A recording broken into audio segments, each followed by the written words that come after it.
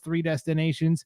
And you can listen to this podcast at IdahoSports.com. All of our prepcasts are directly to the left of our main homepage story.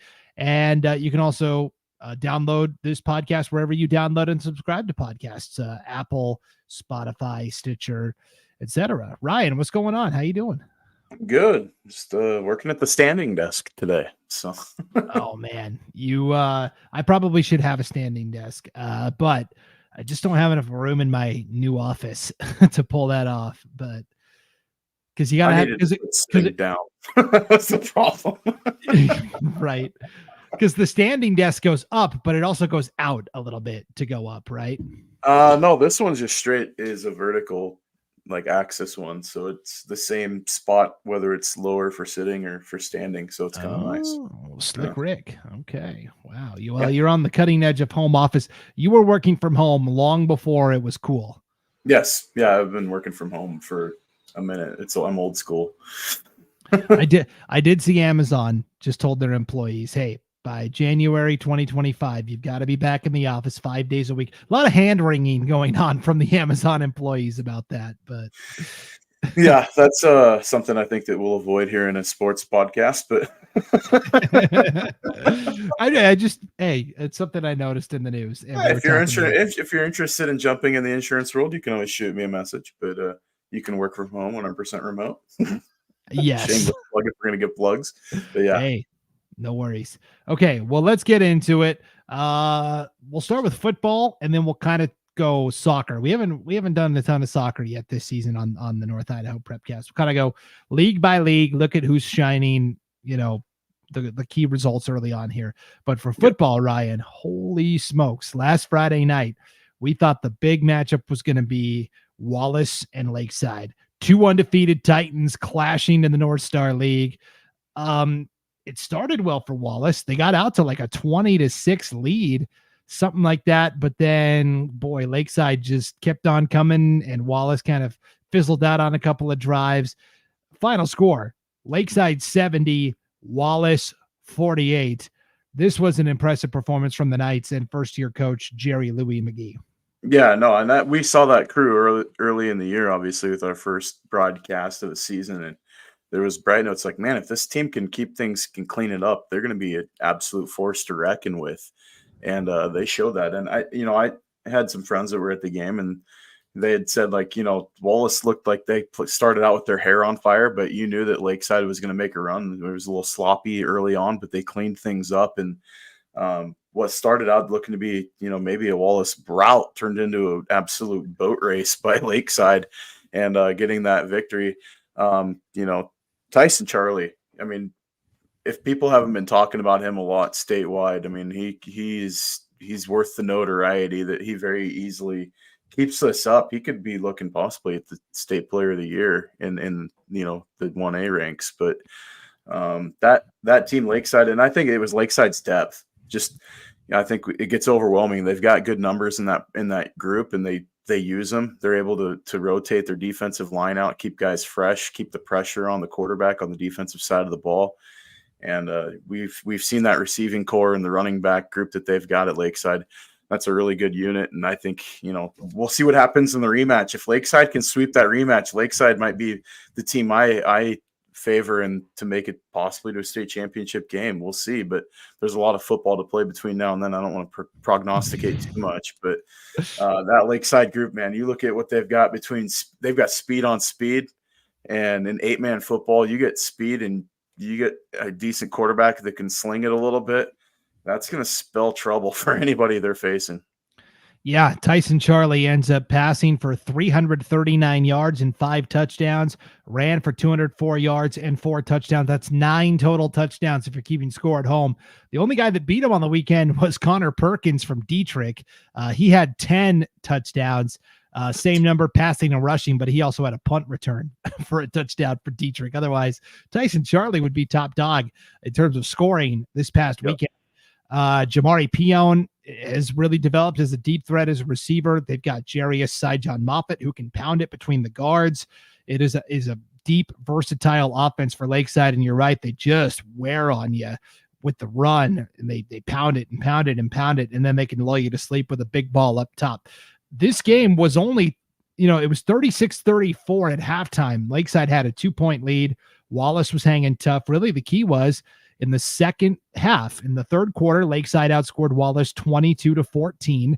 And so they got up by a score, essentially. And then a 12-0 finish in the fourth quarter. Wallace shut out in that final quarter of action. And so to me, 70-48, yeah, looks like it's a runaway. And it definitely was a big win for Lakeside. But when the rematch comes in Wallace at the end of the year, because this is a league that plays a double round robin, I'll be very interested to see this rematch, because I think Wallace is thinking, hey, for really 3 quarters, we were right there in it. We had just a couple of drives that didn't get points. That was the difference. And if Wallace cleans up the defense just a little bit, allowing 70 points is not great. But the rematch, I can't wait. I think Wallace is going to make adjustments, but I think Lakeside's going to make adjustments too. Yeah, and the thing that really stands out with that group too is that, the coaching for both those teams. I mean, you look at what Jerry Lou McGee's brought to the Lakeside program, and the enthusiasm of the players, but the community rallied around them too. I mean, we were there opening night. It was a packed house. You play at the Merrim Health Center there, and the Core Center. I mean, great facility. That's, there's a lot of buzz around that program, but there's a lot of buzz going on in Wallace too. I mean, they were, getting votes for in the coaches poll, and then even in the media poll as well in 1A. And both those teams I realistically see put together, they've got the makings to put together a nice little playoff run. Yeah, it's going to be really fun to watch both of these teams as they navigate. I think both are pretty much, they'll get into the playoffs. For sure. Clark Fork and Coeur de Christ play this Friday, and what I think is kind of an elimination game. The loser of this game is going to be, I think, too far of a hole to try and compete for an at-large playoff berth, but we shall see. The other big storyline I thought from football this past week was Moscow. The Bears are 4-0 for the first time in, man, I don't even know, long time. I mean, even when they had Jonah Ellis and were rocking and rolling, they didn't start 4-0. And we talked about they kind of had a soft opening, right? They beat Caldwell, and but then the last 2 weeks they beat Clarkston, and then they beat Pullman by a point in overtime last Friday night. Those were 2 wins that I thought, okay, Moscow is for real this year. Yeah, and that Pullman team, it'd be interesting to see what Clarkson and Pullman are able to do in the 2A ranks in Washington, but this isn't a Washington Prepcast, so we'll talk Moscow. But Moscow winning the way they did with defense, that's something that we haven't really seen a lot from them in the last few years, is they won on a defensive stand at the goal line. And, for the Bears to have this success and have it with this group, we knew that Noah Velasco is going to bring, some buzz with his arm, but also they've been able to run the ball insanely effective, very well.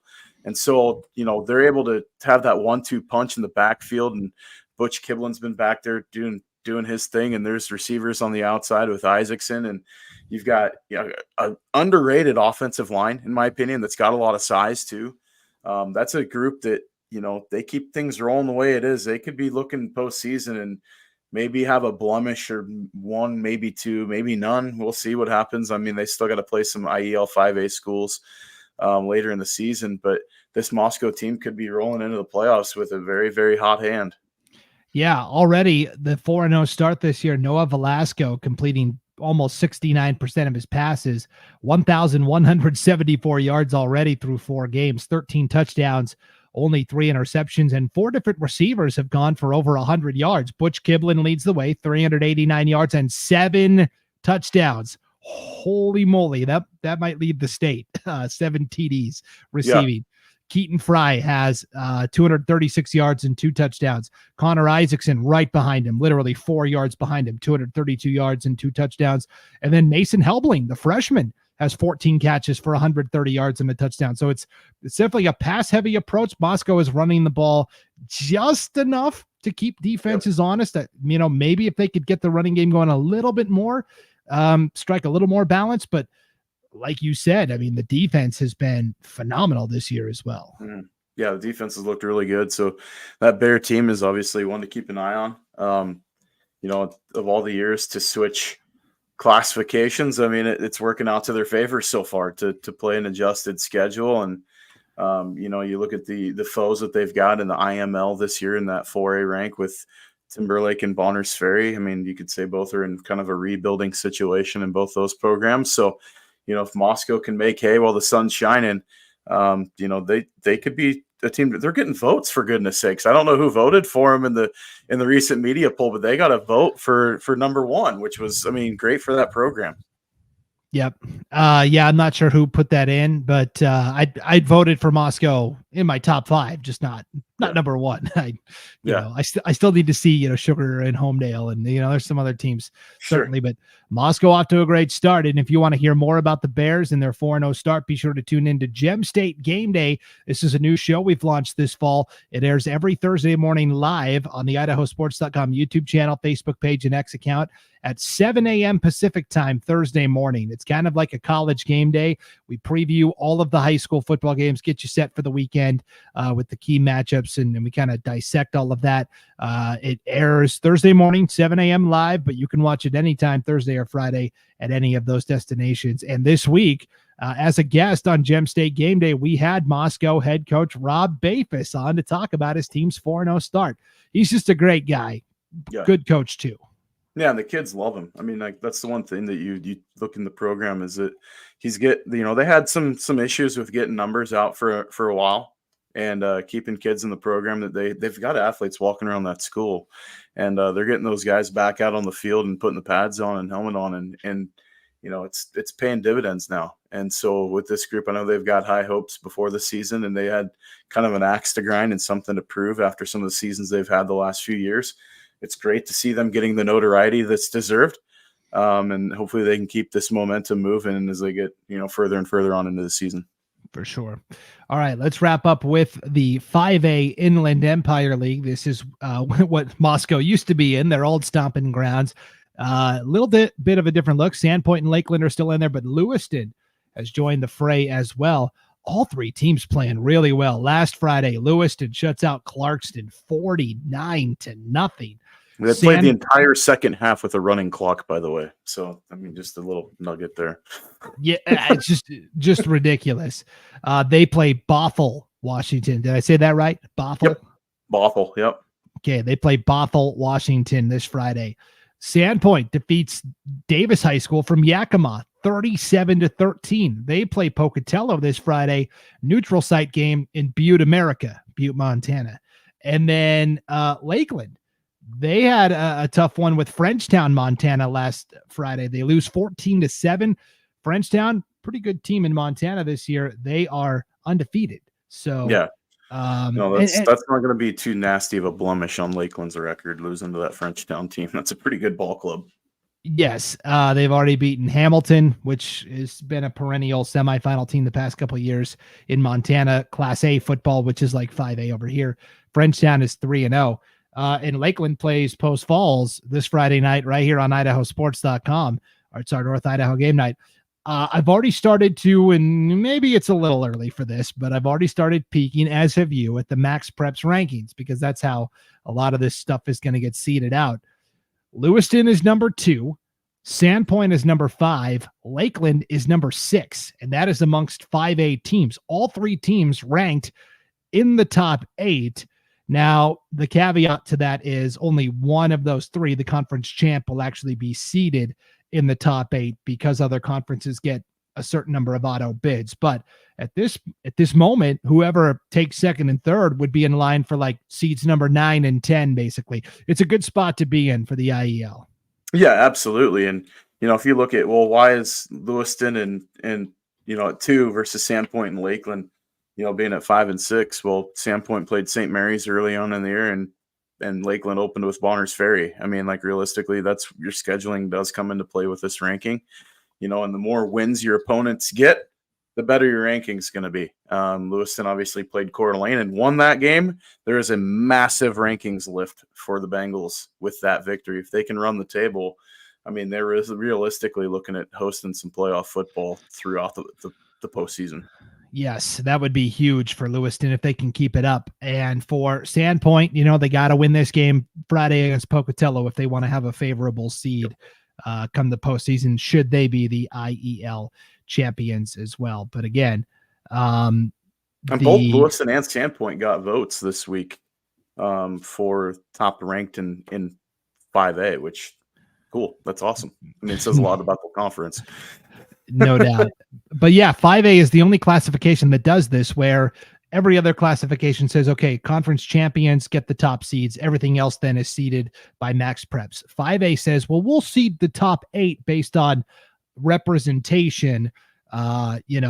So you're going to have teams like, let's just be honest, the second place team from District 3, honestly, the champion from District 3 probably will lag way behind the teams up north this year. The second place team from District 6 potentially would lag behind the north. The champion from District 5, no offense, Pocatello just lost to Blackfoot by a point in overtime. They're still the overwhelming favorite in District 5. We'll see what Sandpoint does with them this Friday night. But there's a lot of teams that Lakeland, Sandpoint, Lewiston could finish ranked ahead of, but because of the way this bracket is drawn up, they're going to have to hit the road for the playoffs, which makes the IEL league games that come up in October ultra important. It's going to be really fun to see who actually wins the regular season title. Yeah, and you start looking ahead at like how brackets would shake out and stuff like that too, and hitting the road and all that stuff. But you get, the one benefit would be is if you're a high ranked, at-large team, you're going to play those lower rated, auto bid teams. So, it's going to at least get a favorable first round matchup. We always say that, but sometimes you go play down in Eastern Idaho and you get snake bit. So, that's happened for the last 3-4 years. So, yeah. Yeah, for sure. Hey, we did have one comment in the chat here from a good friend of the program, Greg Frisbee, over there in Kendrick. You were talking about Lewiston had that running clock the whole second half against Clarkston. He says, sounds about like our game, Scaggs. Yeah, we were competitive one year. We won my sophomore year. Yeah, and of course you are a Clarkston High graduate. So, I was, yeah. He played on some really good Lewiston teams, though. He did. Yep. So that's a lot of fun there for sure.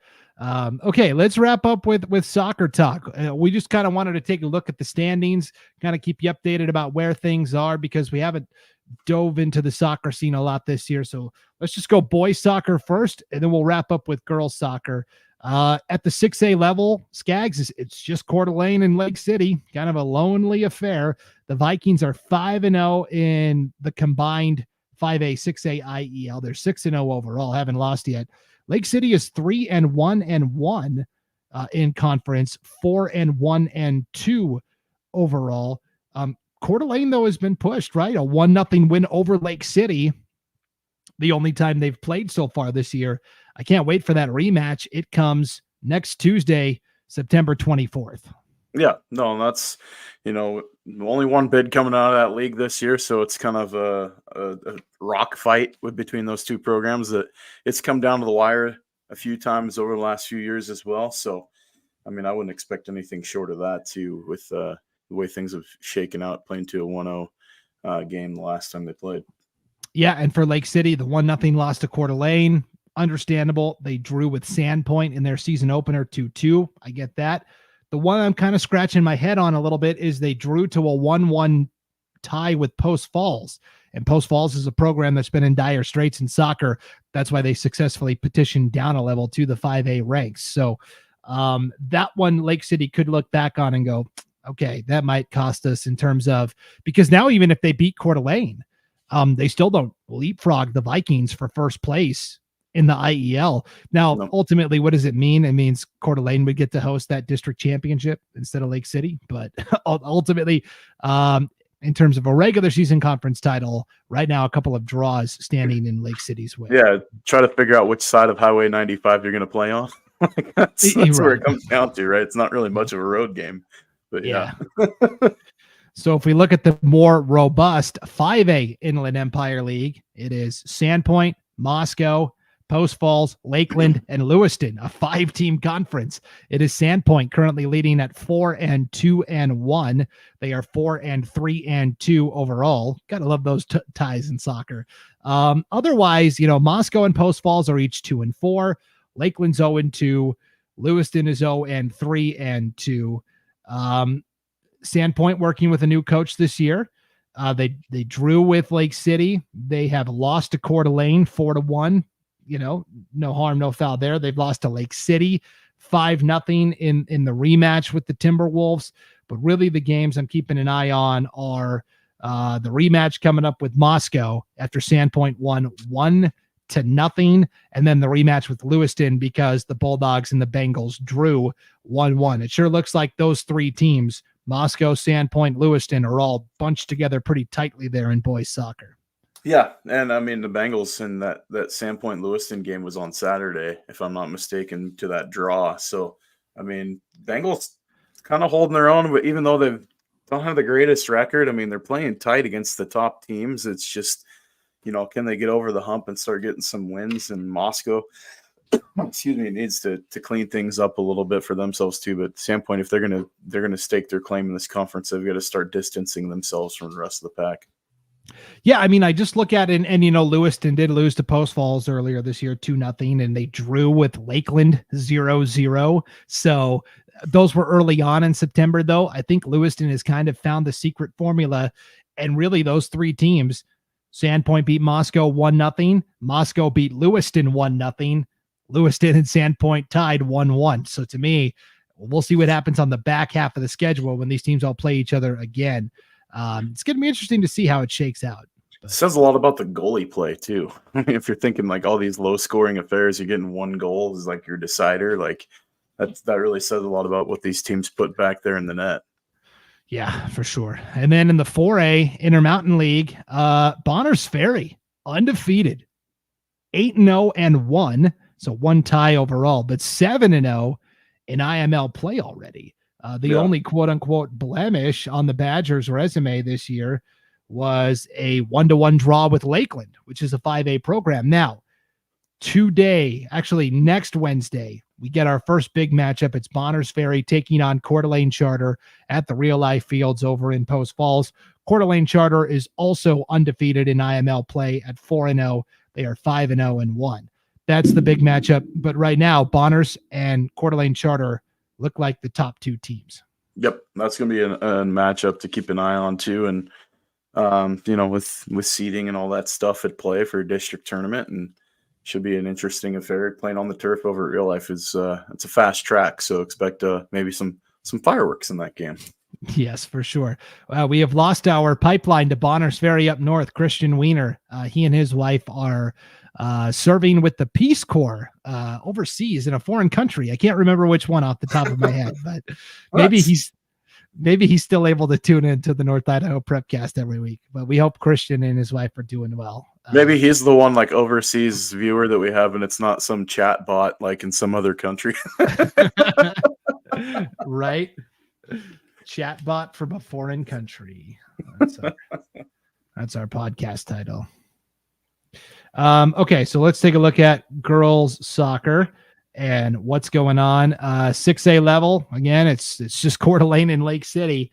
Lake City kind of looks like the favorite here. They're 5-2-1 overall, 3-2 in the combined 5A, 6A IEL. So they have lost to a couple of 5A teams. They had the 0-0 draw with Sandpoint, but then recently back-to-back losses here. 3-2 loss to Lewiston, 3-0 loss to Sandpoint last Thursday. But Lake City, I think, still head and shoulders above Coeur d'Alene. And I think Sandpoint and Lewiston are two really good girls soccer teams. So really, not much to ding the resume on there. Yeah, I mean, Lewiston ended up beating Sandpoint on Saturday. So, I mean, there's that 5A is, the petitioning down or the dropping a classification for the Bengals. I mean, you're really seeing it help out in a number of sports. And so it's not just football. It's been, soccer as well. So the level playing field as far as, enrollment numbers and all that stuff is definitely playing into the hands of the Bengals' favor. But it just says a lot about this conference. We talked about it in the preseason that you kind of look at it and it's like throw a dart at the board and wherever it kind of hits, you could be like, okay, I could see that. So, it's just a pretty level conference and competitive. But yeah, like you said, the 6A ranks, I certainly favor Lake City right now. But in 5A between Sandpoint and Lewiston, I mean, there's definitely a little bit of a brewing rivalry and battle going on. Yeah, no doubt. Lewiston is 5-0 in IEL play, 7-2 overall. Sandpoint is now 4-2 in league play, and don't forget about Moscow either. Moscow, which has kind of been a bugaboo to Sandpoint over the years, they are also 4-2 in league play. So really, to me, it's going to be fascinating to see which of those three takes third at districts basically and is out of the playoff picture. And then from there, this 5A IEL gets 1.5 bids to state. So whoever is the runner up at districts will have to play the second place team from District 3. That could be Valley View. It could be Middleton, could be Caldwell, could be Skyview. I'm not sure. That'll be a tough play-in match as well. So whoever earns, whoever has to play that play-in match, and if they get to state, they'll have earned it, no doubt. Yeah, but it also, they're earning it if you get a district title too in this conference this year between, the top three. So, battle tested. All teams are going to go into postseason battle tested. For sure. Fair point. And yes, Lewiston's big win over Sandpoint last weekend was raised a few eyebrows up north here for sure. Okay. And then in the 4A Intermountain League, it is, hey, surprise, surprise, Coeur d'Alene Charter leading the pack 3-0 in IML play. They are going to play Timberlake tonight over at the Real Life Fields. That is their closest competition right now. Timberlake and Bonners Ferry are each 4-1. So really, Coeur d'Alene Charter is undefeated for the moment, but they've played a light schedule so far. Timberlake's only conference loss came to Coeur d'Alene Charter the first time up in Spirit Lake. They lost that game only 1-0. So I can't wait to see the rematch. Yeah, really balanced. I mean, if you look at the conference this year, balanced between the top teams and very competitive. And we saw that in years past too. So that's not just a 1-year thing. This thing's been kind of brewing for a while. So I would expect another competitive game on the turf and definitely a chance for those teams to flex a little. Yep. Shout out to Bonners Ferry too. They are 4-2. They lost to Timberlake already once this year, though 10-0. So to me, and they still haven't played Coeur d'Alene Charter yet. So to me, it's kind of a clear top two: Coeur d'Alene Charter and Timberlake, and then Bonners Ferry kind of in that next tier at 4-1 already in league play. But that's what's going on in soccer. And crazy to say, but like when we get to the end of September, it's like, okay, there's like a week left of regular season play, and then it's just it's coming up really quickly. Actually, it goes fast. I mean, we talk about fall sports being a sprint. It's no joke. Like things go quick once it gets rolling in late August. So, I mean, you got to realize that we started 2 weeks ahead on the backside of last month. So we're already 5 weeks deep into the season, 6 weeks deep into the season at this point. Yep. So we will see how it all shakes out and transpires here. That'll do it for this edition of the North Idaho Prepcast, though. Thank you for tuning in, everybody. Hey, North Idaho football fans, you're going to get 2 opportunities to see North Idaho teams this Friday night. We, of course, Ryan and I will bring you Lakeland hosting Post Falls in a non-conference battle from Rathdrum, but also Orofino Maniacs fans. I teased this last week. I was off by a week. Orofino makes that long trip to Salmon this Friday night, and we will have the broadcast of it on IdahoSports.com. Orofino and Salmon, 2 schools we don't get to see match up very often, and we have confirmed this is the first time in the history of IdahoSports.com that we will be in Salmon for a high school football game. Yeah, and they've that's a fun little town. So if it's Paul going to make that trip, he's got a good one. That's a good trip to make. I mean, he can probably bring his fishing pole too, because that's a fun one. Also, I would be a little jealous. It's also hunting season too, so he could have other ulterior motives as well. For sure. I was just in Salmon last weekend, coming back from East Idaho for work, and it's just beautiful country over there. And hey, and Orofino goes, hey, we're no. Oh, yeah, the Clearwater River, that valley is gorgeous too. So yeah, I mean, maybe it's like the competition for who can bring home the biggest buck or something. We'll see. But yeah. Going trophy hunting. More, Trophy hunt this weekend, yeah. for sure. Most exciting though is each of these teams are winless, so somebody is going to get that first win of the season Friday night, no matter what happens. So that's great. So yeah, you can tune into that, and of course, if you want to see the full schedule of what we're doing, just click on the game streams tab on the homepage at IdahoSports.com. Yeah, we'll have a dandy Friday night too. That's going to be a really good game. That's always super competitive, and the towns turn out. So I'm looking forward to that game. No doubt. Post Falls in Lakeland, Friday night, 7:00 from Rathdrum. Until then, enjoy the competition this weekend, everybody. Travel safe. We'll see you back here next week for another edition of the North Idaho Prepcast on IdahoSports.com.